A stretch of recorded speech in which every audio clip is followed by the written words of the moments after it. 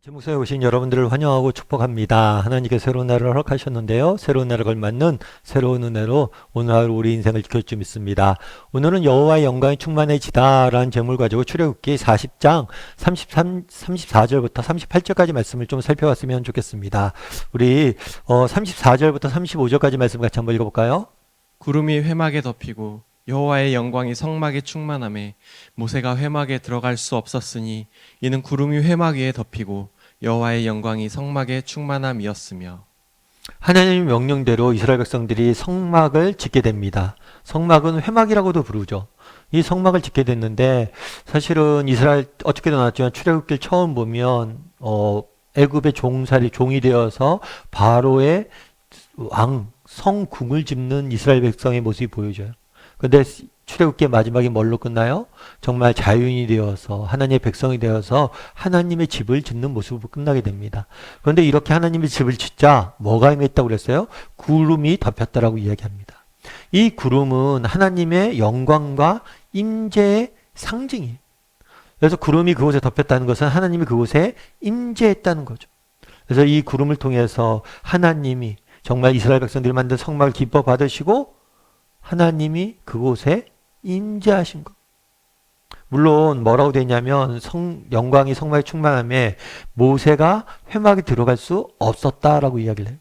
하나님의 임재가 충만해졌는데 그럼 왜 들어가지 못했을까요? 인간은 죄인이잖아요. 모세가 비록 이스라엘 백성들을 이끄는 지도자였지만 그 역시 죄인이었어요.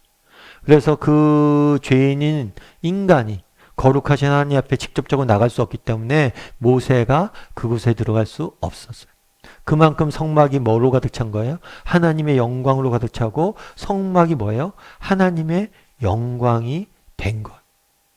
그래서 성막은 하나님의 영광이 되었음을, 영광 자체가 되었음을 보여주는 거죠. 그런 다음에 또 어떤 일이 있었을까요? 우리 36절부터 38절까지 말씀 같이 한번 읽어볼까요?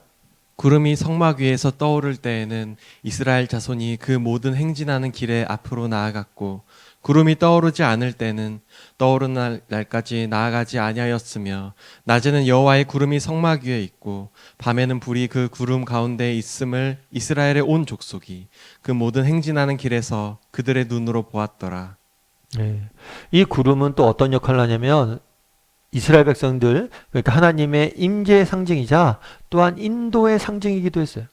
이 구름이 있다가 구름이 떠오릅니다. 그리고 구름이 이동을 해요. 그럼 구름이 이동을 하면 그것을 쫓아서 이스라엘 백성들이 계속해서 이동한 것들을 보게 돼요. 그래서 하나님께서 구름을 통해서 이쪽 가면 가고 멈추면 멈추고. 정말 이것이 사실 쉬운 일은 아니죠. 왜 이곳에 멈춰 있을까? 언제 갈까? 너무나 궁금했을 거예요. 왜 이 땅에서 계속 있지? 빨리빨리 안 가고 그런데 때로는 너무 오래 멈춰 있어요. 그리고 때로는 어느 날 갑자기 떠나가는 거예요. 아니 좀 더 쉬었으면 좋겠고 여기가 좋은데 가자는 거예요 빨리. 하지만 그런 구름의 인도하심에 따라서 이동하심에 따라서 이스라엘 백성들이 쭉 이동해 갔다는 것을 보여줘요. 그래서 오늘 본문은 이제 출애굽기의 마지막이에요. 우리도 출애굽기 한 6개월 정도 살펴봤죠. 근데 어제도 이야기를 나눈 것처럼 처음에 이스라엘 백성들은 뭘 했습니까? 애굽의 노예가 되었어요. 그래서 바로 왕을 섬기고 그의 집을 짓고 있었어요. 그런데 출애굽기의 마지막은 뭘로 끝나요?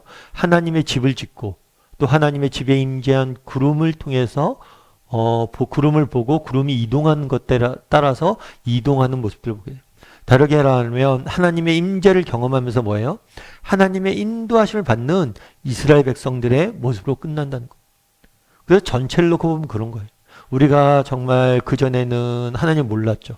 하나님 모르고 세상 것들 추구하고 그렇게 살았을 때는 우리 인생의 고통과 아픔만이 가득했어요. 그런데 우리가 예수 그리스도를 우리의 인생의 주인으로 모시고 우리 안에 그분의 집이 지어진다면 어떻게 되는 거예요? 그분이 우리의 삶 가운데 임재하시고 우리를 뭘 해요? 인도하실 것이다. 그래서 정말 하나님의 임재를 경험하면서 정말 우리 가운데 계신 하나님의 임재를 경험하면서 하나님의 인도하심을 받는 모습으로 끝나게 되는 거예요.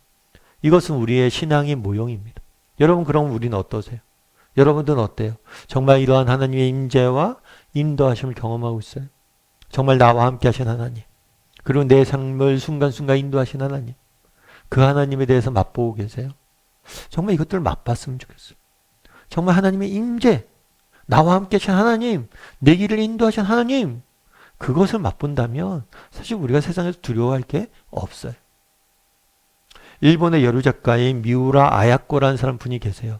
이분 같은 경우에는 저 빙점이라는 소설로 굉장히 많이 사랑을 받았죠. 그런데 이 작가는 굉장히 젊은 날부터 고난이 인생이 끊이지 않았어요. 20대 중반에 폐결핵을 앓게 됩니다. 그래서 이 폐결핵으로 인해서 13년간 투병 생활을 해요. 말이 13년이지 20대 13년을 버린다는 건 쉽지가 않아요.